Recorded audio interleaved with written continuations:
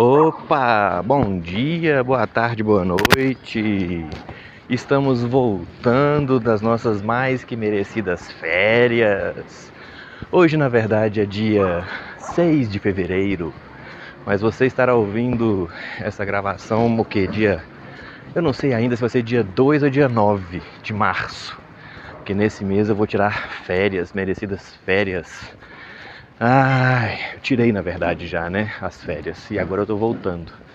Gente, vida do trabalhador é assim, ó. Tem direito a 30 dias de férias. E aí, vende 10 dias que precisa do dinheiro, né? E aí, começa a tirar as férias, adoece, fica 12 dias de atestado nas férias. E aí não faz nada. O que aconteceu comigo, problemazinho de garganta, problemazinho de labirintite, que no fim das contas não era labirintite, e o povo tava com medo de eu ter tido um AVC, e eu não tive um AVC, graças a Deus, era inflamação de nervo vestibular. E a vida vai seguindo, né? O que eu fiz nesses dias de férias em termos de podcast, né? Deixa eu ver. Eu peguei o tal do link do Anchor, descobri lá, revirei o Spotify, assisti uns tutoriais no YouTube, deixei os likes, né, as curtidas. Inclusive, eu não sei se tem essa ferramenta aí, mas se vocês puderem curtir e compartilhar esse podcast, eu agradeço demais. É a única coisa que eu posso te pedir para fazer, na verdade, né? Curtir, compartilhar e deixar um comentário, né? Comentário é bom também, ajuda demais. Nós vamos falar mais sobre comentário nesse episódio. E vamos lá. Eu coloquei o podcast no Amazon Music, no Deezer. Eu fiz um canal no YouTube só para ele. Aí tem e-mail agora, Palestra RPG. É o e-mail do RPGista Palestrinha, que agora tem na Spotify, no Deezer, no Amazon Music e no YouTube. Não tem mais o Google Podcast. Parece que é o serviço da Google que foi encerrado. E eu fui colocar na Apple, mas o pessoal da Apple queria dinheiros para poder vincular o podcast. E aí não rolou, né? E bom, pelo menos assim, né? Foi o que eu percebi. Eu posso ter feito alguma coisa errada, né? Então, se você tiver aí uma informação a respeito de como que eu posso colocar em mais agregadores e tudo, você, por gentileza, mande para mim a informação, que eu terei o prazer de acrescentar o conteúdo do podcast a outros agregadores, né? Só vai aumentar a base de visualizações, acessos, compartilhamentos e etc. Deixa no comentário ou manda o e-mail para palestrarpg@gmail.com, que agora tem até um e-mail específico do RPGista Palestrinha. E é assim que nós estamos começando a nossa segunda temporada, com esses aprimoramentos na nossa plataforma, na nossa base de comunicação, né? E agradeço muito a vocês pela paciência, pelas mensagens também que as pessoas mandaram, né? Uma ou duas pessoas mandaram. Agradeço os presentes, os brindes que eu recebi também de colegas que,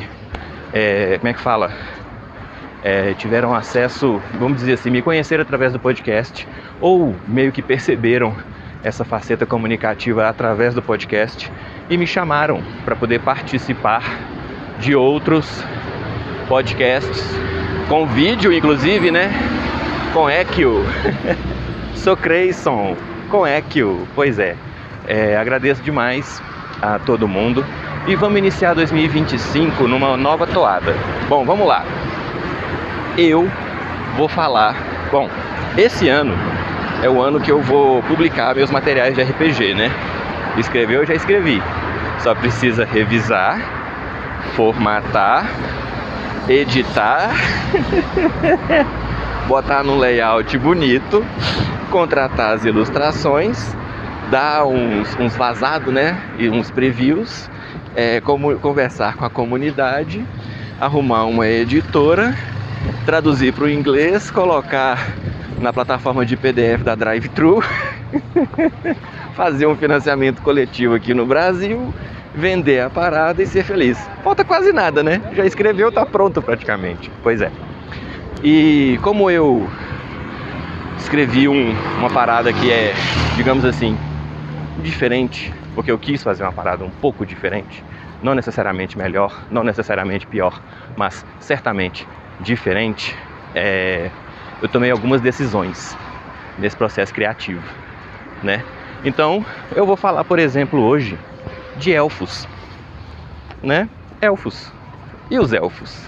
E a imortalidade, né? Para plagiar um certo meme muito popular no Brasil aí, de uns 4 ou 5 anos para cá. Pois é, a questão em torno dos elfos, para mim, é a seguinte. A maioria das pessoas conhece elfos a partir do Tolkien, a partir do Senhor dos Anéis. E nem é do livro, é dos filmes. Ou então das séries, né? Ou então dos produtos derivados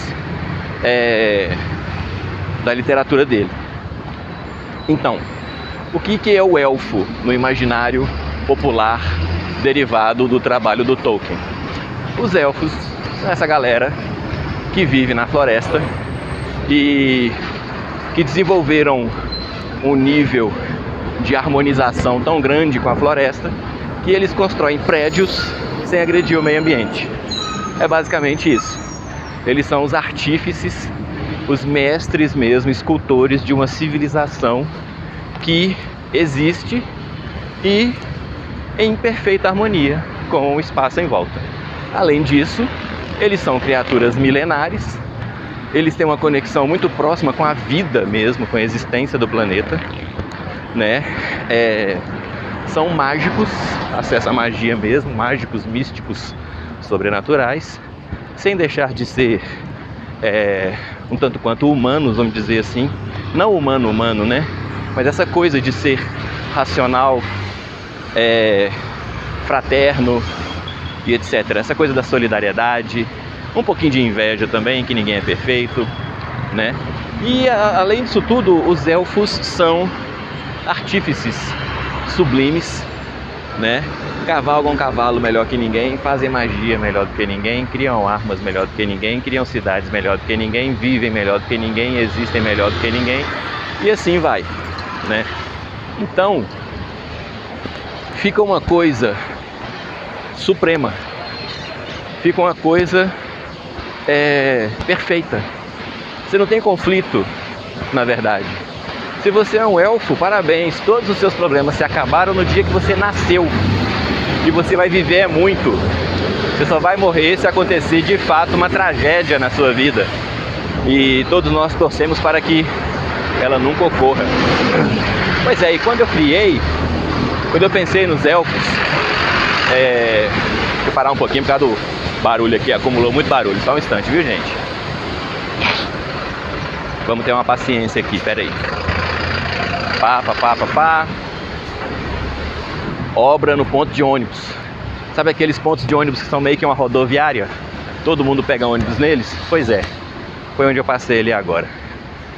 Mas então vamos voltar à nossa toada. Então você tem que esses elfos criados pelo Tolkien, eles são meio que o Kobe Bryant na quadra de basquete. Eles são o Pelé, entendeu? Jogando bola. Eles são o Ronaldinho Gaúcho. Não tem muito o que fazer. Quando a bola tá com eles, tá com eles. Não tem muito o que se discordar. Eles são supremos.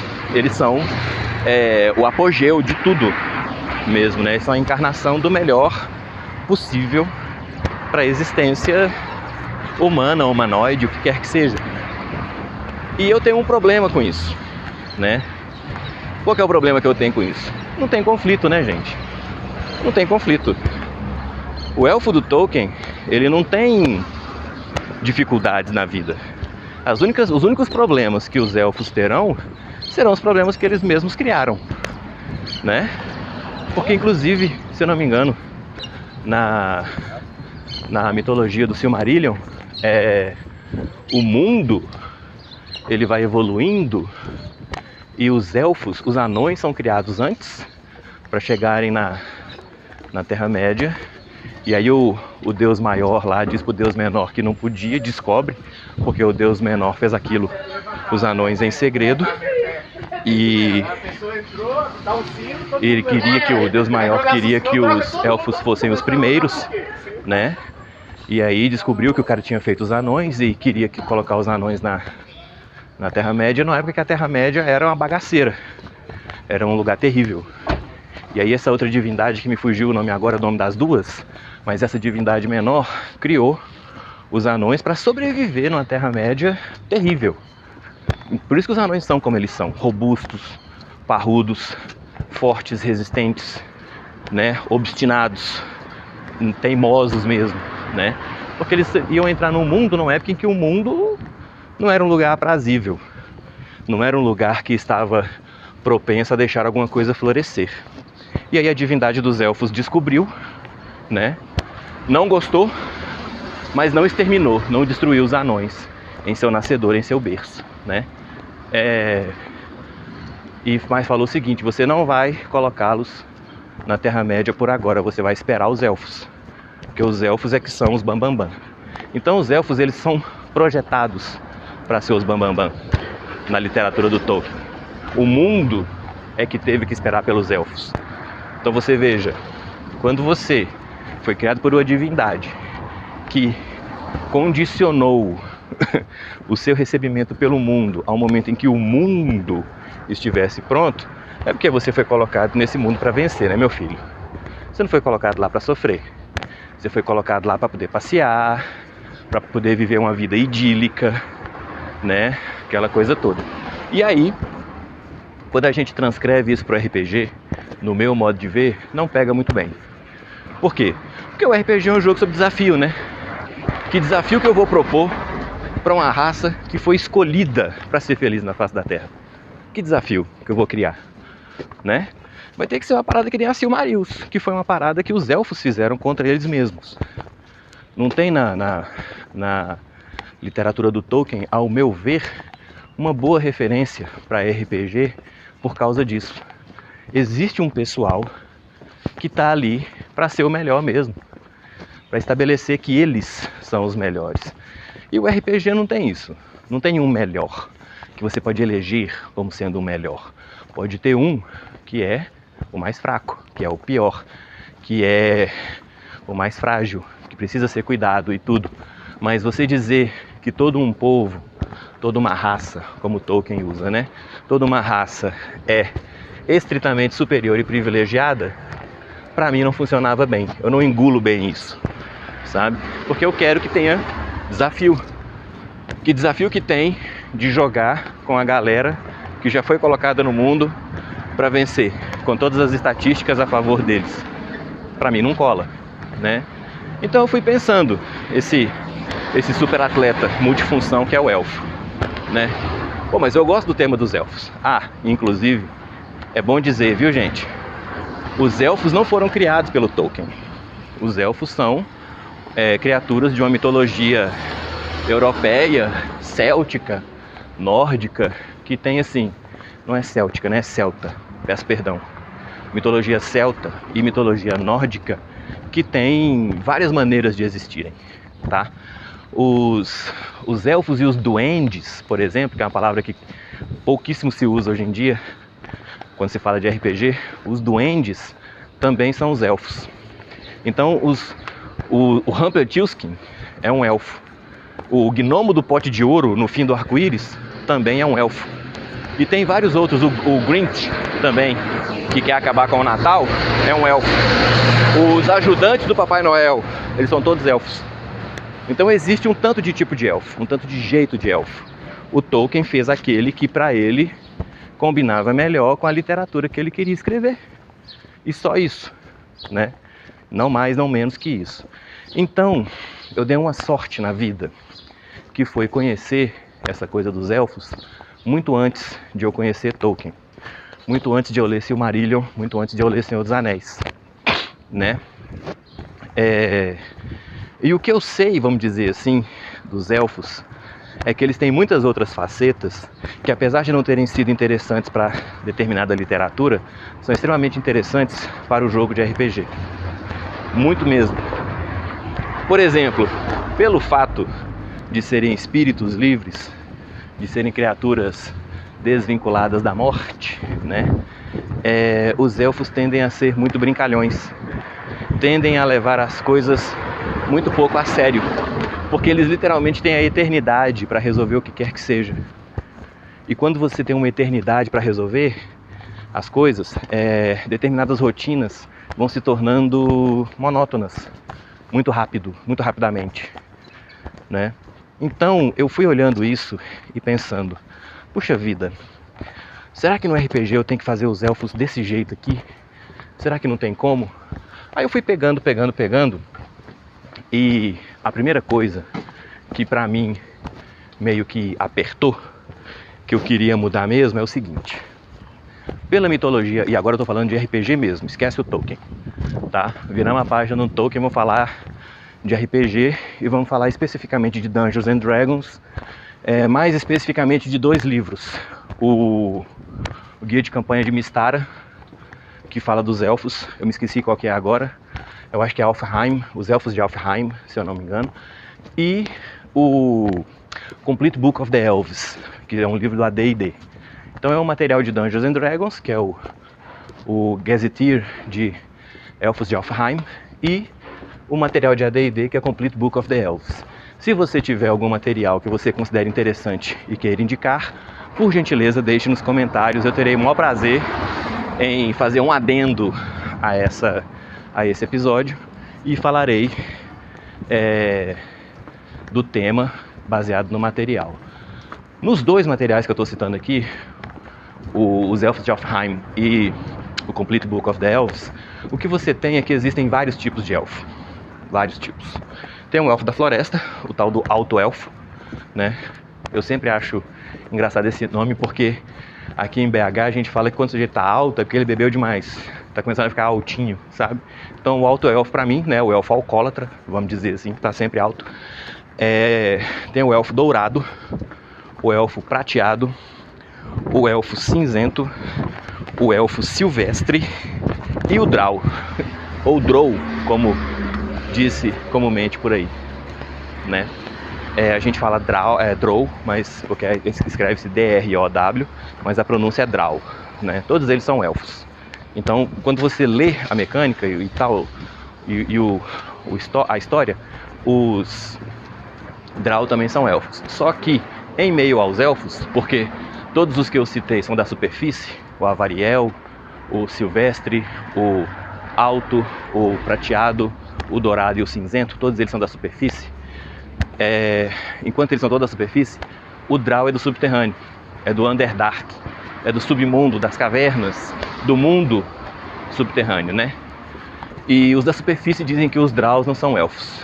Eles têm essa rivalidade, essa rixa. Pois é. Só que tem uma coisa, você percebe que além da rixa com os drows, os elfos da superfície não se dão bem entre si. Porque eles não conversam, eles não dialogam, eles não vivem proximamente uns aos outros. Como que é organizado? Pro Dungeons and Dragons e pro Advanced Dungeons and Dragons, a organização foi dada por ambiente, por bioma. É meio esquisito, eu acho esquisito, porque as criaturas místicas que conseguem construir civilizações harmônicas não deveriam estar circunscritas a ambientes, né? O elfo da tal da floresta deveria poder viver fora da floresta. Não que ele queira tanto, não que seja necessário e tudo, mas ele não deveria estar circunscrito, né? Ele poderia viver numas pradarias, num descampado, numa planura fértil. Não, ele vive socado no meio da floresta. E, como se isso não fosse suficiente, ainda tem o elfo silvestre que vive socado ainda mais para dentro da floresta, sabe? No miolão mesmo, lá onde ninguém chega. Lá onde os entes têm medo de ir, porque lá é escuro demais, onde vivem os elfos silvestres, né? E os dourados vivem em desertos, se eu não me engano. Os prateados vivem em lugar que tem cachoeira, montanha, caverna, essas coisas, mais voltado para a superfície. Os cinzentos vivem em cidades de pedra, monolíticas e tal. Os Avariel vivem os elfos alados, vivem no topo de montanhas e lugares ermos, onde você só chega voando mesmo. E os Draus vivem no subterrâneo. E aí eles não conversam, não tem diálogo. Não tem essa grande liga dos elfos, sabe? Não tem essa conversa. Os da superfície não se bicam. E a única coisa que eles concordam é que os Draus não são elfos. É isso. Eu não gostei disso. Eu achei isso paia. Eu não tenho nenhum problema de haver elfos de tantas e tantas variedades, mas eu tenho problema deles não conversarem. Eu tenho problema deles terem cada um seu quintal e ninguém nem visitar o quintal do outro, né? Então isso foi uma coisa que eu mudei no meu cenário de campanha. Eu achei interessante que os elfos migrem pela terra. Cara, se você é uma pessoa assim, que tem literalmente todo o tempo do mundo nas suas mãos, você não ia viajar um bocado? Você não ia querer conhecer vários lugares diferentes? Você não ia querer ver aquele primo que você não vê há 50 anos? Pô, tá lá, cara. Tá lá pra você acessar. O mundo tá aí pra você descobrir, pra você percorrer, pra você fazer suas jornadas. Os elfos, no meu modo de ver, eles tinham de ser os caras que mais querem viajar. E esse seria talvez o principal motivo deles se tornarem aventureiros, deles poderem descobrir coisas novas, desbravar lugares, desvendar, entendeu? E depois relatar isso e mandar de volta, por exemplo, escrever um livro e mandar de volta para a terra natal deles, para cumprir a existência, você entende? Para poder enxergar o mundo dentro dessa perspectiva, desse viés da imortalidade. Não só o mundo, né, mas também as pessoas. Entender um pouco e tudo da brevidade da vida dos outros povos e tal. Então, a primeira coisa que eu mudei foi isso. Falei, ó, nenhum problema de existir, como as pessoas falam, 33 sabores de elfos, né? Nenhum problema. Mas, por favor, eles têm de dialogar. Eles têm de ter uma sociedade deles. Eles têm de ter um lugar deles, né? Eles podem viver em lugares diferentes e isolados, não tem nenhum problema com isso. Deixa o elfo da floresta na floresta, o elfo da montanha na montanha, o elfo do laguinho no laguinho, mas não faz com que eles sejam isolacionistas. Não faz muito sentido. Eu vou viver para sempre e eu nunca vou atravessar a fronteira de São Paulo com Guarulhos, entendeu? Não faz sentido. Não faz sentido nenhum. Então eu mudei isso. Então os elfos do cenário do Eccleston são pessoas mais interessadas em conhecer o mundo, né? Ou tão interessadas em conhecer o mundo quanto se estabelecerem bem no seu lugar de origem. E depois a segunda coisa que eu olhei e que me deu assim meio que... porque vai dificultando, você entende? A segunda coisa, os elfos vivem pra sempre, tudo bem. Os elfos assim, assado, os elfos tudo. Aí assim, ó, os elfos são os melhores artífices, os elfos fazem as melhores cidades e os elfos são os melhores mestres da magia. Não sobrou nada pra ninguém, né? Meio que não sobrou nada pra ninguém. É isso, né? Eu pensei, não tá certo.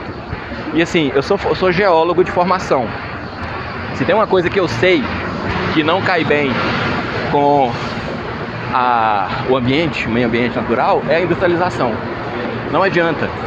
Não dá pra você ter os dois. Não dá pra você ter um mundo industrial e a preservação de todas as nascentes de água. É impossível, sabe?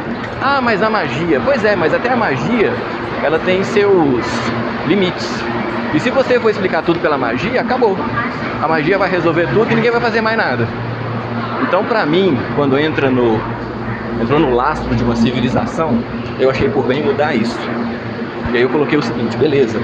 Os elfos são criaturas mágicas. Os elfos são fantásticos. Os elfos são uma porra louquice total. Mas eu, confabulando comigo mesmo, cheguei à conclusão de que seria melhor se os anões cumprissem essa função tecnológica. Se eles pegassem essa faceta da industrialização, essa faceta das armas, essa faceta do artífice, sabe? Eu não estou dizendo que os elfos não sabem fazer as coisas. Estou dizendo que não faz sentido eles serem os mestres do mundo natural das gemas, dos metais, das plantas, de tudo. Sobra muito pouco dos outros, né? Então o que eu fiz?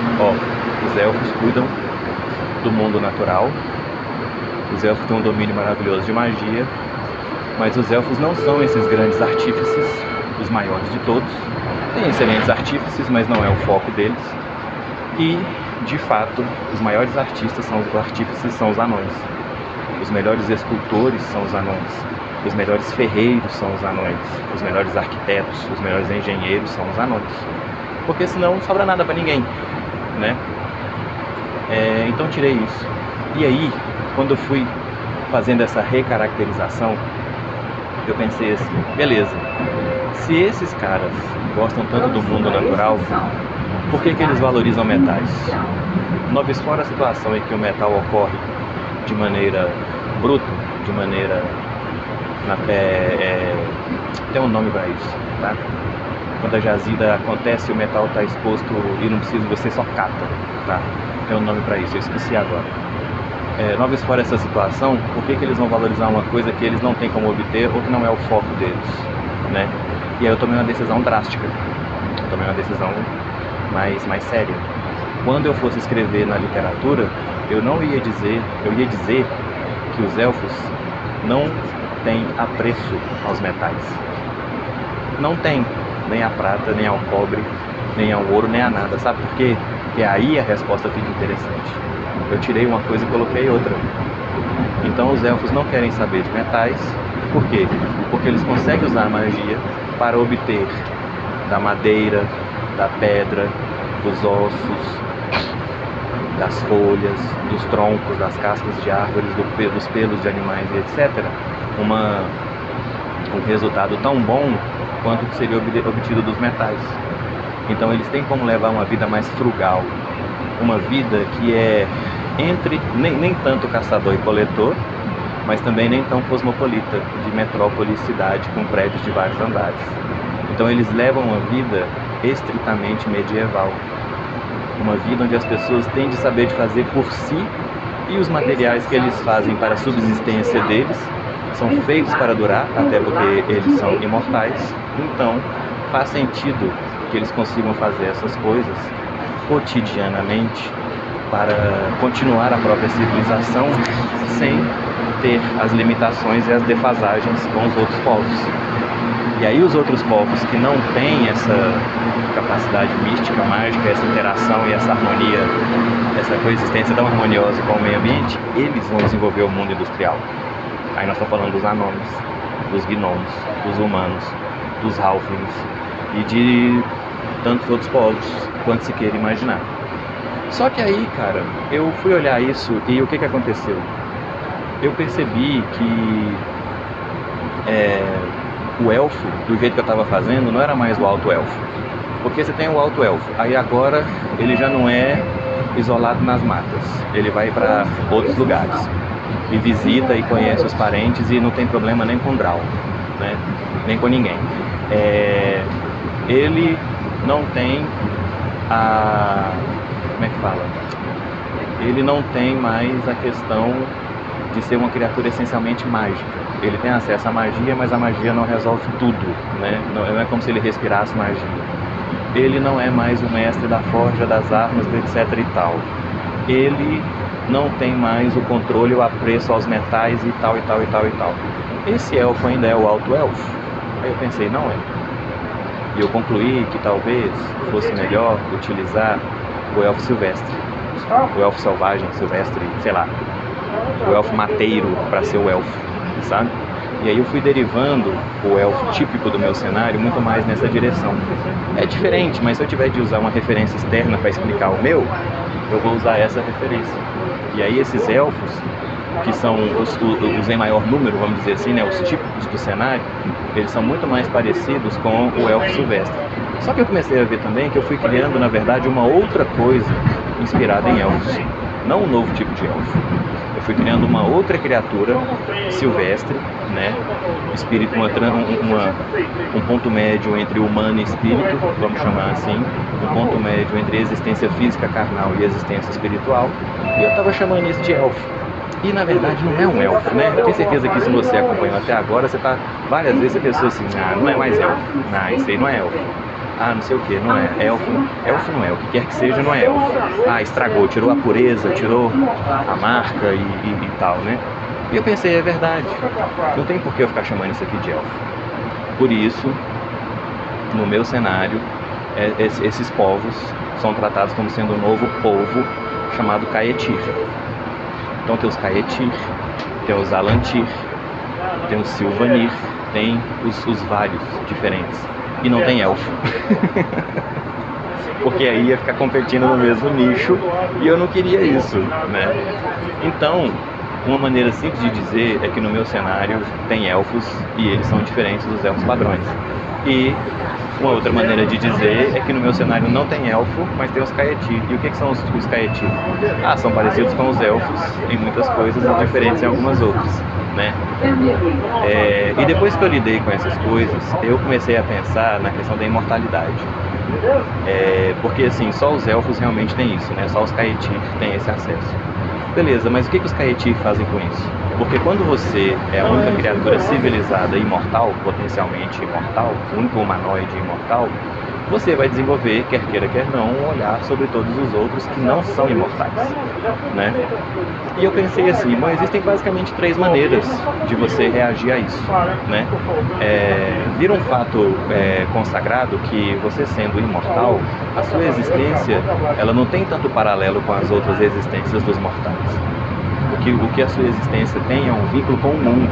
Enquanto o mundo estiver rodando, os elfos aqui estarão. Então o parâmetro deles é a existência no mundo, não a existência perante outras raças. E tem várias maneiras de você olhar para isso. Então eu imaginei 3 correntes básicas. Primeira de todas, os elfos se veem como superiores aos outros povos. Os Caetir, né, se veem superiores quanto aos outros povos, justamente porque eles vivem para sempre. Então todos os outros são a existência, os objetivos, qualquer outra coisa de todos os outros povos são vistos como menores, são vistos como simplórios, inclusive, né, e desimportantes perante a existência dos Caetir, né? Isso é um ponto de vista, né?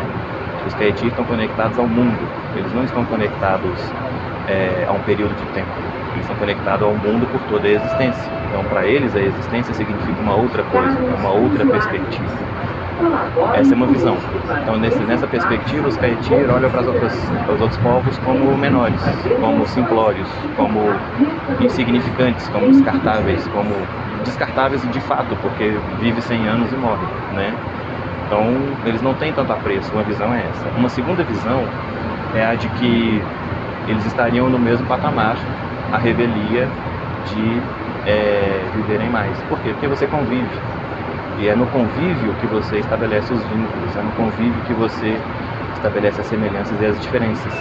E se todo o ecossistema tem um propósito, vamos dizer assim, se ele existe conforme um equilíbrio e há os Caetir enquanto uma existência eterna e existem os outros enquanto uma existência fugaz, é porque o eterno precisa do fugaz e porque o fugaz precisa do eterno.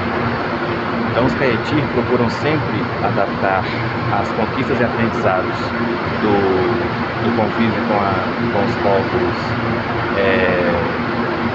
sazonais, vamos chamar assim, enquanto os Caetir seriam os perenes, né? Então eles tiram proveito do convívio com os povos sazonais para tirar aprendizados de vida que apenas uma perspectiva de curto prazo seria capaz de proporcionar, perspectiva que eles não têm. Então, nessa visão, os Caetir estariam no mesmo patamar de existência quanto a de todos os outros povos, apesar da vida eterna deles e da vida limitada de todos os outros. Essa foi a segunda perspectiva, né? A terceira perspectiva que eu pensei é a de que os Caetir se veriam abaixo dos outros povos. Assim como um jardineiro tem que cuidar do jardim para ver florescer plantas que durarão muito menos que o tempo de vida e expectativa de vida do jardineiro. Então o jardineiro trabalha para manter o jardim florido. Então o trabalho, a razão de existência dos Caetir enquanto imortais seria garantir que o mundo continuasse sendo um jardim onde podem florescer tantas e tantas e tantas outras comunidades de povos mortais, perenes, fugazes, intermitentes, fugazes, breves, né? Então seria uma perspectiva do seguinte: Nós estamos aqui para servir ao mundo e dar ao mundo a condição de continuar repetindo seus ciclos e desenvolvendo novos traços e novos passos para que ensejam a existência de tantos e tantos e tantos povos. Então essa seria uma terceira perspectiva. E isso, cara, foi uma das coisas que eu fiz assim que me deixou muito feliz, né? Então na minha concepção, os Caetis foram ficando muito mais um povo mesmo e com uma aderência ao mundo que qualquer outra coisa. E aí disso, do primeiro trabalho com eles, foi que eu criei o trabalho com todos os outros povos. E aí eu trabalhei com os humanos e eu fui mudando o nome também. Já vou dando um spoiler, tá? Eu mudei os anões, mudei o nome dos anões, mudei o nome dos halflings, que é até bom, né? Halfling, hobbit, já deu confusão demais. E dos outros povos também que eu atribuí função e lugar ao mundo, né? Então, basicamente, gente, é isso. Esse é o primeiro episódio da segunda temporada, o episódio 23, que na verdade é o 24. Se você não entendeu a piada, ouça a temporada anterior, que ela se tornará evidente logo no episódio de apresentação do podcast. E eu vou deixar uma enquete nesse episódio, eu espero que vocês respondam. Se tiver qualquer dúvida, comentário, pode deixar no comentário ou pode mandar um e-mail para palestrarpg@gmail.com. Por favor, acompanhe-nos nos nossos diversos divulgadores de podcast e, se puder divulgar a palavra, eu agradeço também. Esse sou eu, Exson Valentino, direto do metrô.